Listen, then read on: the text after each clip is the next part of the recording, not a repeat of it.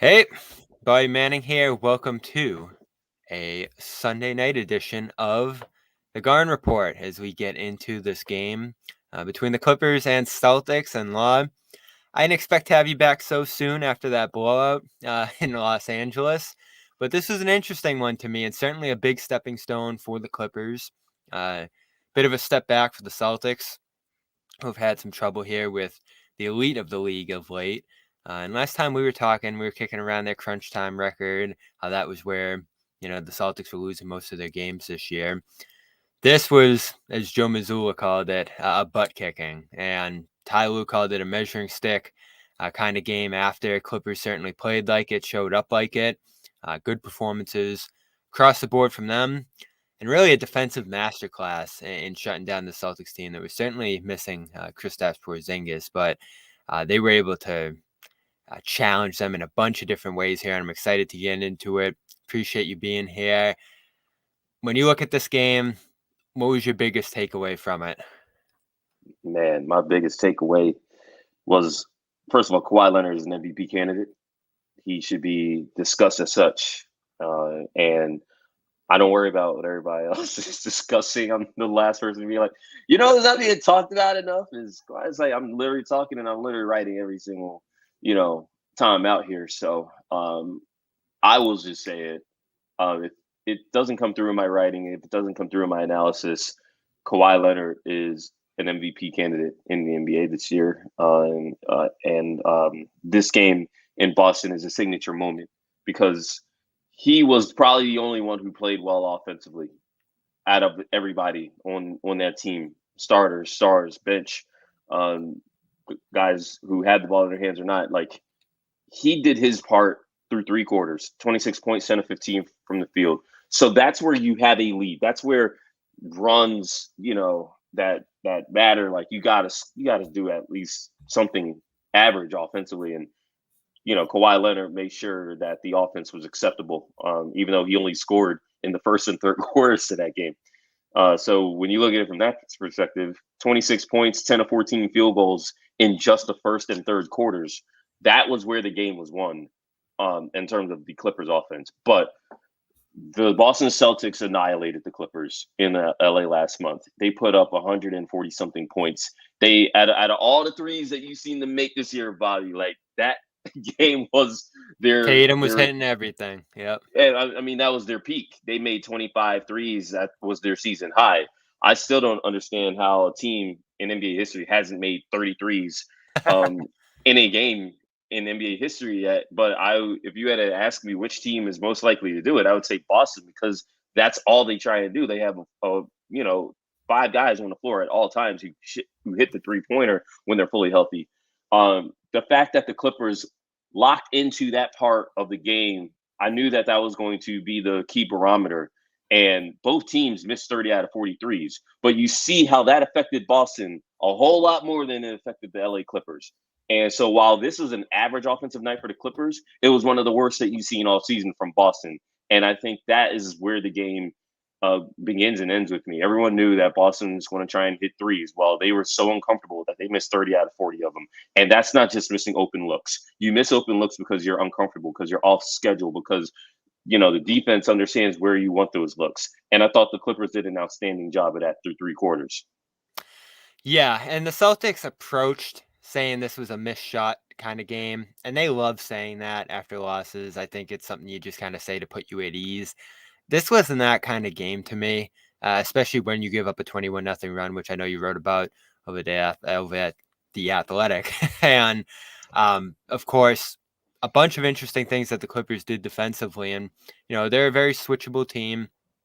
Celtics have had issues with switching in moments throughout the last handful of years here, especially the way it can take away some of their threes. In fact, this game really reminded me in many ways of the game last year where the Clippers beat the Celtics in LA, where they just completely took the three-pointer out of it for Boston, and Celtics really didn't know what to do. Of course, last year you don't have Kristaps Porzingis. This game, same deal.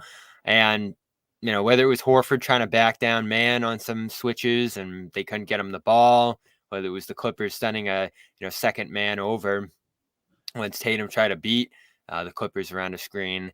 They were doing some interesting stuff that really I haven't seen any team do against the Celtics this year in terms of the aggressiveness that the Clippers ramped up scheming defensively. It was almost a playoff style defensive scheme that the Clippers threw out there at them. I know you put the George charge take in your article. The Kawhi steal early in help position was really good, I think, off of Derek White. They just brought some guys from some unfamiliar positions that seemed to completely rattle Tatum and force turnovers. I know they only had 11, but most of those were early. Missed layups. There was obviously some help around the rim that was forcing the Celtics to shoot like under 50% around the rim. So this was just a masterclass defensively by the Clippers. And if the Celtics came away from the game saying that, I would have felt a little bit better. But I think they just leaned a little bit too much into saying, oh, we just missed shots tonight. And that's not what this game was to me. Yeah, there's a lot of people who, I saw in the first half. I was like, I think that the Celtics are missing shots, but I also see attention to detail from the Clippers that made missed shots, made shots, open shots. They made the game a lot harder for the Celtics. They had 39 points in the first half, and I'm thinking the Clippers weren't very good offensively either. So whatever regression to the mean you might have expected from Boston, the Clippers can match that too. And you saw that during the 21-0 run. Like, the Clippers didn't attempt a single three in the 6.5 minutes that the Celtics weren't scoring. This wasn't about, oh, they got hot. No, this was a game where the Clippers, they played like, look, I saw the Clippers shooting early and I was like, they look like they played in Toronto last night. Yeah. But for Boston, again, I think you make a great point about the playoff part of this. You can't dial that up every week. You can't dial that up every game. Like, the Clippers play in Washington and Detroit. I guarantee you they're going to have some unserious defensive moments this week ahead. But like, you don't have a lot of games on the schedule that will test you mentally and physically. You know that this is your last chance to see what you look like against a team that, if you're going where you think you want to go, you might need to go through them. Okay. And so that's why Paul George played. That's why Kawhi Leonard is screaming out of rotations to challenge Sam Hauser on a three-pointer. Terrence Mann was embarrassed by the Celtics. Terrence Mann is from New England. Like, he's motivated. Like, those guys were motivated. And when you're motivated, it's not just about the physical part of it. It's the mental part. How locked in are you, especially when you have to start game planning on a plane, at midnight, basically. So I really thought that, it does a disservice to everybody. The Celtics, people watching the game, they say it's just a make or miss league. Like, it's a make or miss league, but why did the Clippers get 64 points in the paint and the Celtics only got 38, something like that? So yeah, those are the things that you have to look at, and it's like, well, yeah, matchup wise, the Celtics won't get another chance to see this team again. They're going to just have to go through the rest of the season looking at facsimiles after this very loud performance by the Clippers. No, and you certainly don't get many opportunities to get tested like this. So I know, that this was a game they were looking at, members of the organization, to see how they did against that switching, obviously ahead of the trade deadline and all of that. This is what this organization looks at and says, are we capable of solving this yet? Porzingis was out, but they're 10-2 without Kristaps this year. I know he was banged up all around that stretch in the West Coast trip. Did he play? He played in that first Clippers game, right? He must have. Porzingis did not play. He did not. Played against the Lakers on Christmas. So there you go. What's interesting, though, Bobby, and I was looking at this before the game, is since early December, the Celtics lineup with Porzingis and the rest of their main starters has not been very impressive. But if Porzingis is off the floor and Horford's on with those same guys, Tatum, Brown, just Drew Holiday, and Derek White, then the Celtics become gangbusters all of a sudden. That's the lineup that the Clippers faced last month against the Celtics in LA. That's the lineup that they saw Saturday night in Boston. And the Clippers took them apart with a lineup that the Celtics had been playing outstanding with. So I know Porzingis didn't play. If it's Zubac didn't play, I can say that, yeah, the Celtics would have been a lot more versatile offensively. Porzingis gives them a post option. Porzingis gives them an interior presence defensively that clearly wasn't the case with Al Horford and Luke Cornett out there. Thought Queta played outstanding against the Clippers last month. We didn't see Queta until garbage time Saturday night. All those things are things we keep in mind if we're back here in June, but we're not here in June. We're here in January, and what you saw against the switching defense, it wasn't just that, Bobby. It was the ability, and you're going to hear this a lot about teams defending in the NBA in 2024. It's the ability to change your defense. So, yeah, there was some switching, but the ability to have different lineups, different personnel groupings, and different schemes throughout the course of the same game. That's what you have to execute. That's the mental part of the game, because you can screw up defense so easily. And you can play great defense and guys will still score. That's the NBA. The Clippers did an outstanding job of making the main guys on the Celtics uncomfortable, starting with Jason Tatum and trickling down. Speaking of Tatum, I overlooked this last night because it did just come across as a throwaway comment at the time. But this, to me, from a guy who usually just brushes off losses easily, says on to the next one, and doesn't linger in his mind too much, does come across as a bit of an interesting comment here after last night's game. You try to counter that and get a feel throughout the game of how to time the offense. Yeah, I think we just can't be predictable. You have to be decisive, right? And try to manipulate, the defense. They have schemes. They're well coached. They got good players over there. So, you gotta throw counter punches at them and make adjustments throughout the game. So talking about adjustments, I don't think it's a shot at the coaching in this game on Boston's side, but maybe a little bit of a wake-up call. Like, we gotta adjust when the other team's making those adjustments, as you just talked about, going to some unconventional things defensively. We have to switch up what we're doing offensively. And I didn't feel like this is a game where the Celtics were just jacking up threes. They tried to get into some off-ball actions, which the Clippers mostly just switched and blew up. They got some open corner looks at times out of that short roll. But when you're not making them, and when you're seeing those crowds around the rim and you really can't get to the rim, which is where they're kind of creating their best three-point looks passing out of, you have to go to something else here. And they really didn't seem to have another option. And that's, I think, what people still look at with Joe Mazzulla and say, on the offensive end, your go-to game plan, when it works, when the shots are falling, is incredible here. But what else do you have up your sleeve in a situation like this in a playoff game? Because the one thing I keep saying, and they said it a lot more last year than they have this year. I think they've been tougher on themselves from a coaching standpoint this year. But you're not going to get to the end of a postseason series loss and just throw up your hands and say, oh, the shots didn't fall, and everyone's going to accept that. It's just, that can't be the explanation at the end of 7 games, especially with this team. Right. Because that's the main criticism of the Celtics this year. That's why when we talked before, I brought up the clutch games. That team is a coin. Like, you have to coin flip them if you're going to beat them. And last night was an anomaly. Like, that was the first time all year that the Celtics played a full game and either didn't win because like basically the only 2 teams that beat the Celtics outside of needing clutch time was the Bucks earlier this month when guys didn't play after halftime, and the Magic game on Black Friday where the Celtics had a 12-point lead, where the Celtics were up double digits after halftime. That those were not the cases, Saturday night. And so if you're the Celtics, you know that the regular season is easy. You're going to get to the playoffs. You're going to get a great seed. But now when the playoffs start, no one cares about what you did in the regular season as far as blowing a bunch of bad teams out. Like, you're going to be more likely to face teams that are locked in and ready to stop what you do well. All you're doing is putting out tape right now, and teams are like, all right, we see what it is.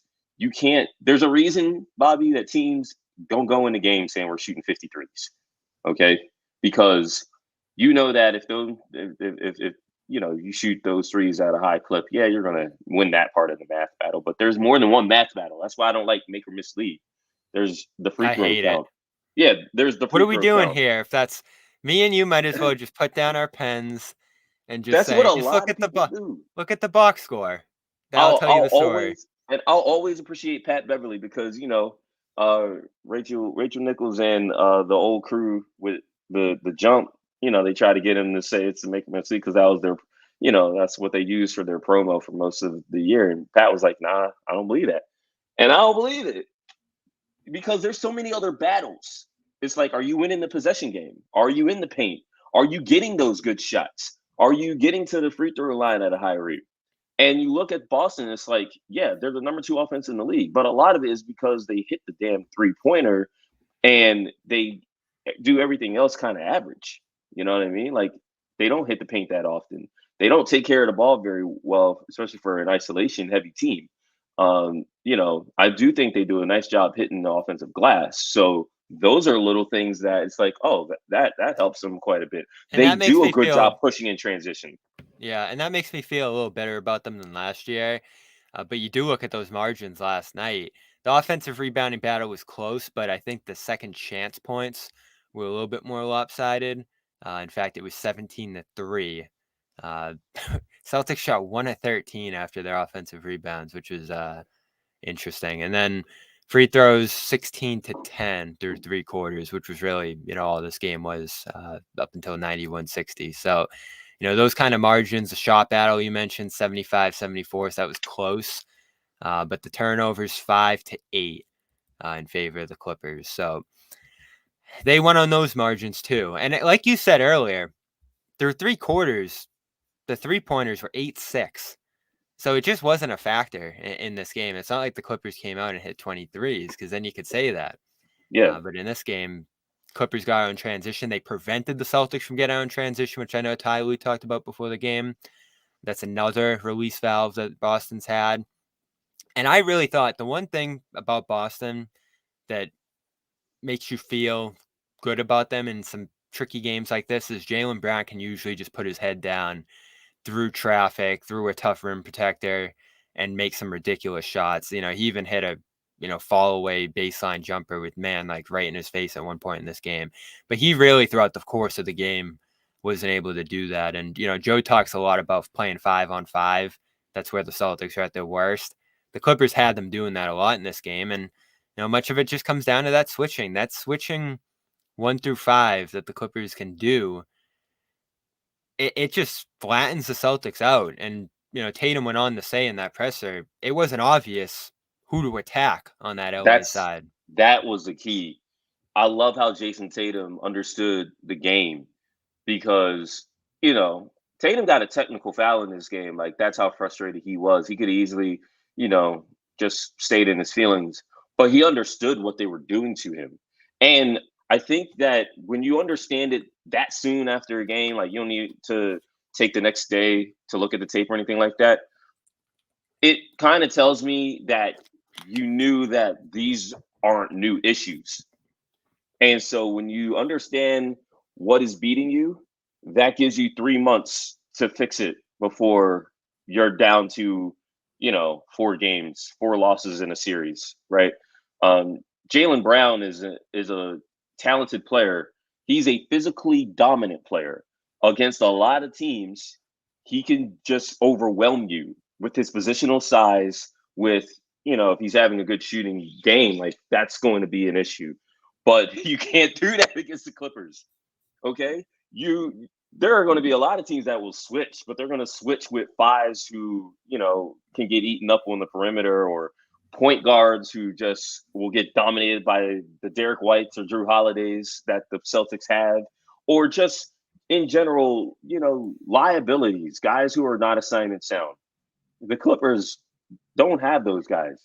Hell, they had Mason Plumlee out there, but the thing with Mason Plumlee, he's not the best rim protector, but he's going to at least, lock into the game plan and compete out there.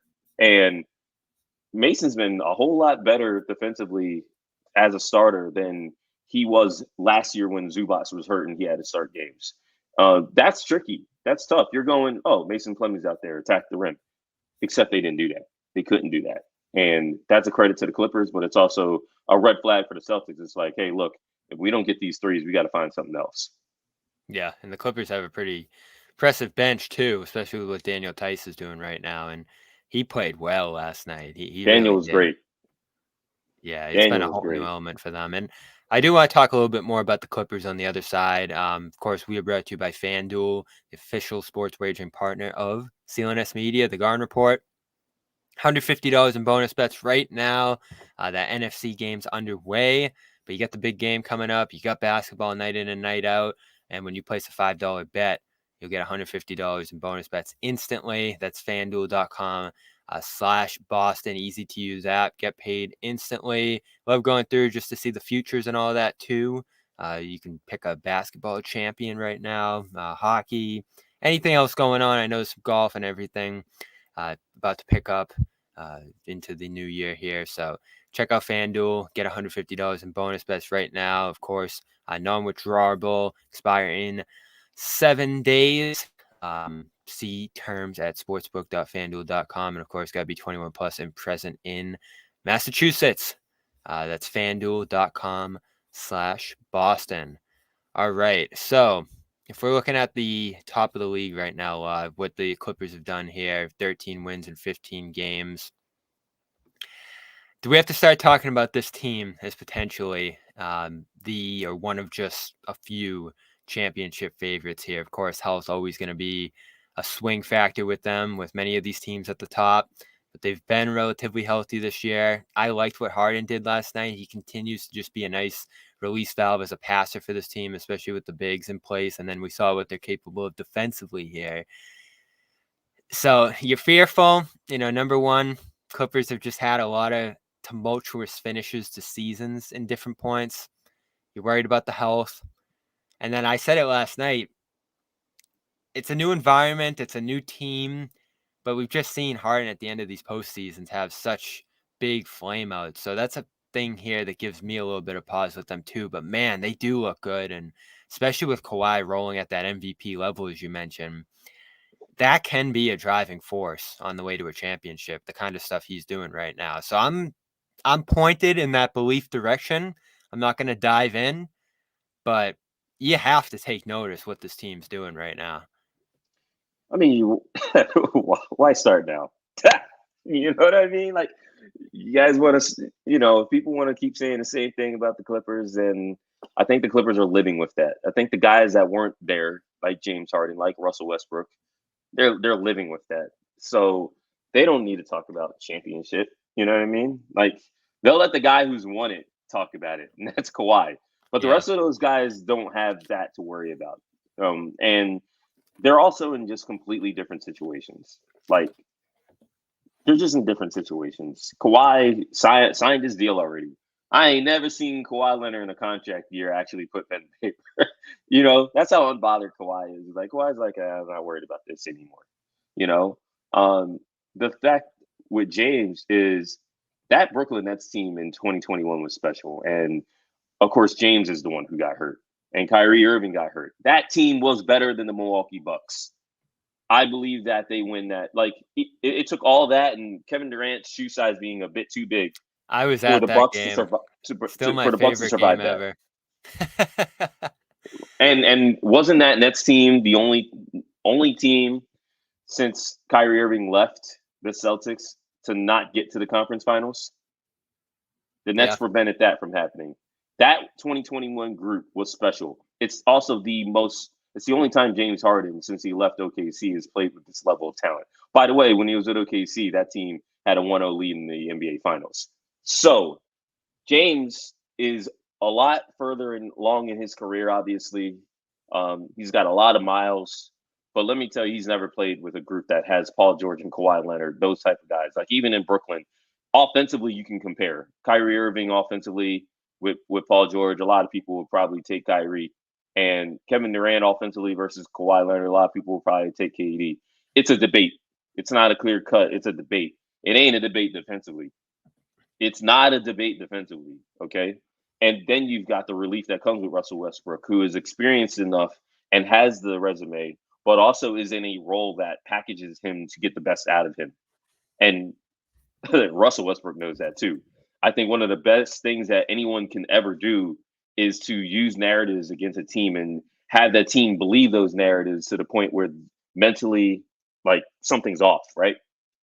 This team believes in each other and they believe in the roles that they have for each other. And everyone should be very concerned about those facts. So it's like, man, I hope something happens in 3 months that plant some seeds of dissension, whether it's Paul George's contract situation or Russell Westbrook, like just having, I don't know, what it would take, like a major slump or something. Some fans said some dumb shit that he reacts to. People are going to hope that James Harden goes on one of these broke games. He had a broke game in Boston last night. He missed 9 out of 11, and he still was on the floor when the Clippers outscored the Celtics by 36 points in his minutes.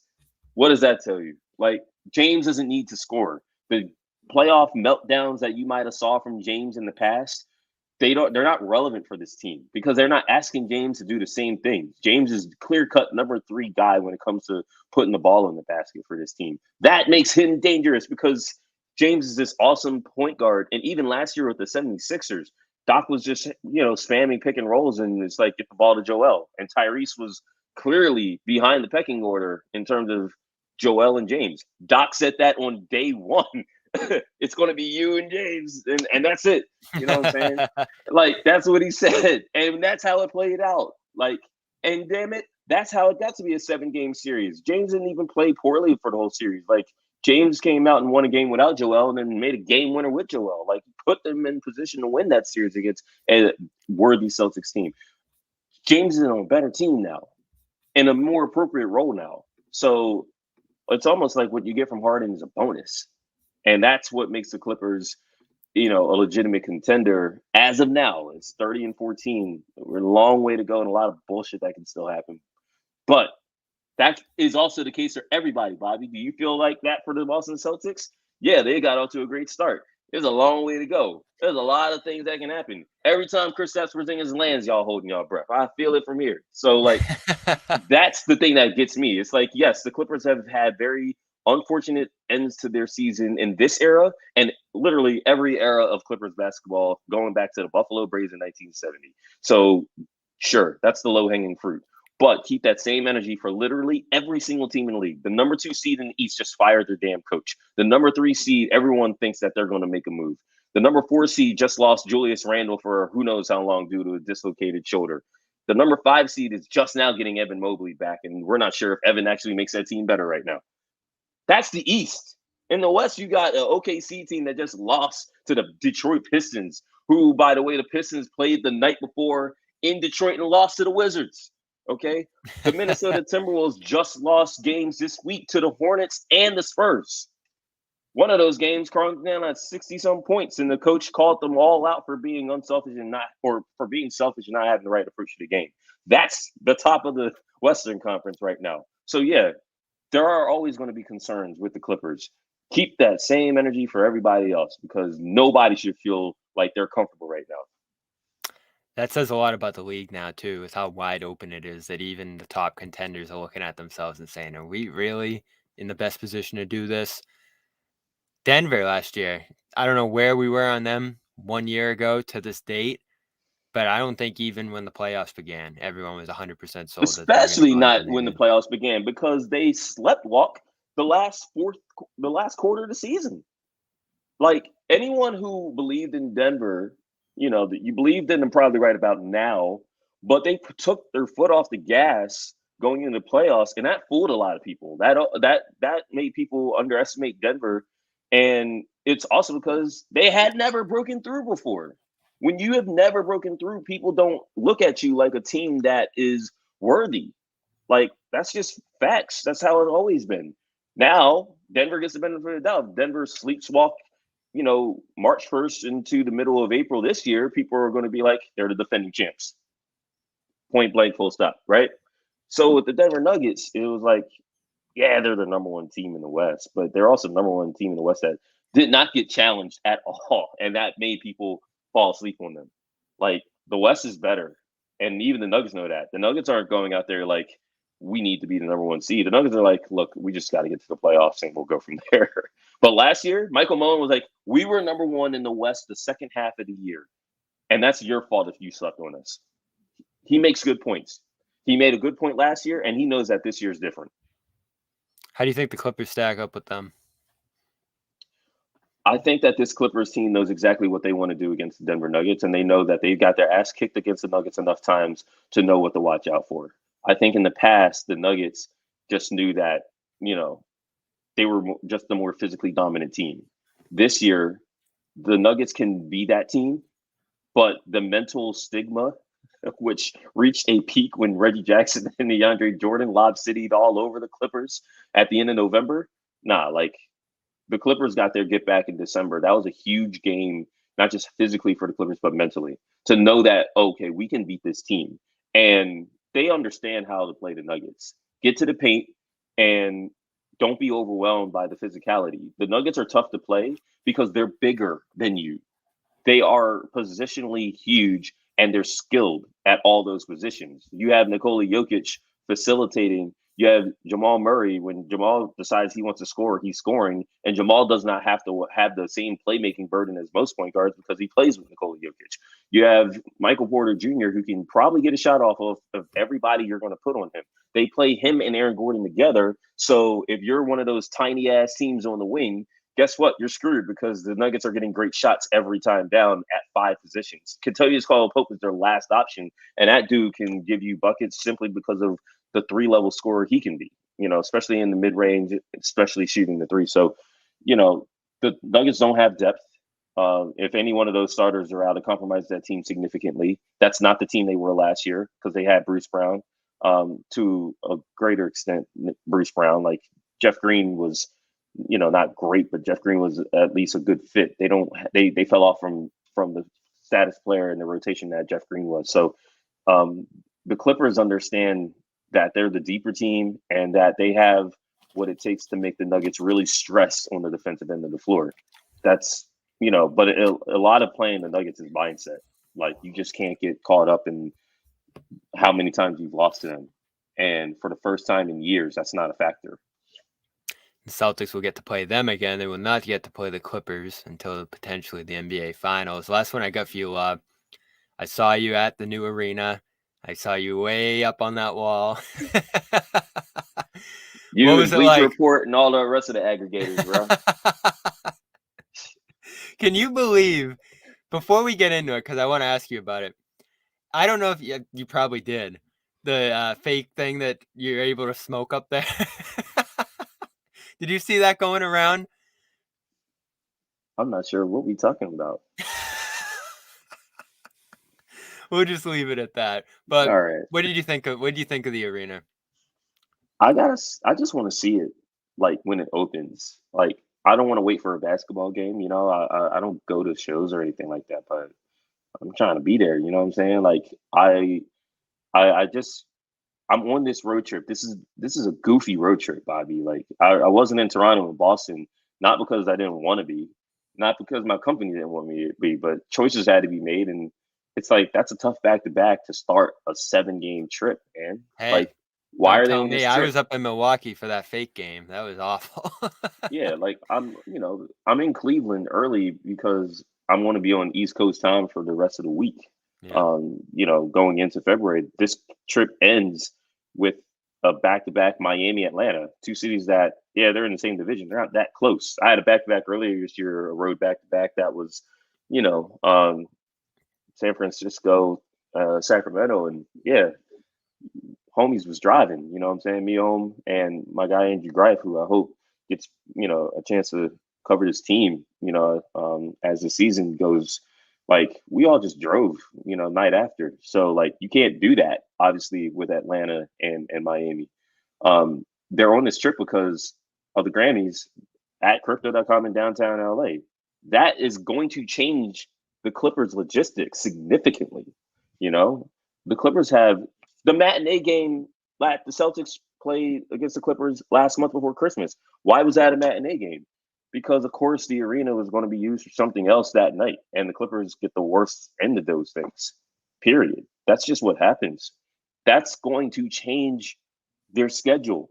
Like a new arena for that team might add a few wins to their schedule just on logistics alone. So it's one of the most significant things that happen in the franchise's history, whether they're good or not. and they happen to be good. So that's what I'm looking forward to. Now, the rest of the bells and whistles that come with it, the fixtures, as Steve Ballmer likes to call the toilets, I'm sure that'll be cool too. But like the logistics of of what that means for an NBA team is a huge story. But it's not a story that the Clippers can benefit from this year. They have to get through a very disgusting schedule. That would be something if they made the finals this year. Right before that, it'd be like, oh, it'd be much cooler next year. But they'll take it whenever it comes, I'm sure. And Law going to cover it whenever it happens. Appreciate you being here as always. Check him out at The Athletic, writing about the 21-0 run last night. And maybe we'll talk again for an NBA final series between these two teams, which I would not be mad about at all. Thanks again, Law, and catch you soon. All right. Thanks.